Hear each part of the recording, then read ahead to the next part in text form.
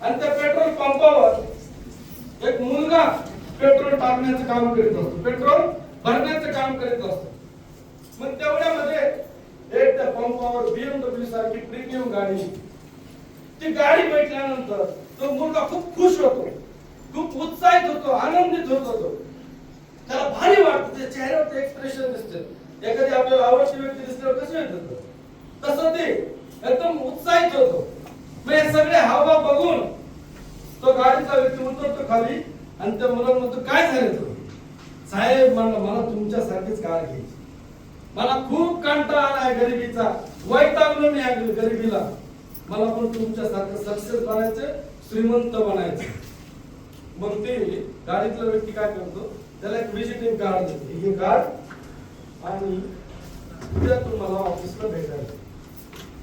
तो व्यक्तीने म्हणून जातो.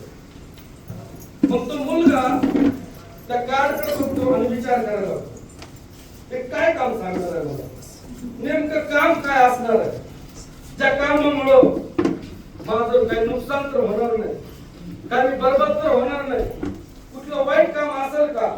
म्हणजे जे नको ते प्रश्न त्याच्या माइंड मध्ये यायला लागतील. अनेक संशयाचे प्रश्न त्याच्या माइंड मध्ये यायला, मनात येतात संशयाचे प्रश्न. मग असं निगेटिव्ह विचार आल्यामुळे तो काय करतो, सावधान होतो, कुठलं वाईट काम असायचं आपलं नुकसान होते कार्ड डस्टबिन मध्ये टाकून देतो, कचरपिंडी मध्ये. त्याचं काम कंटिन्यू करतो, गाडी कंटिन्यू करायचं.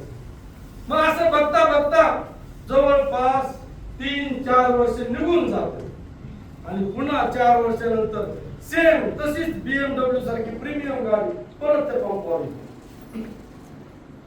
ती गाडी बघितल्यानंतर परत खुश होतो मुलगा, परत उत्साहित होतो, परत आनंद होतो.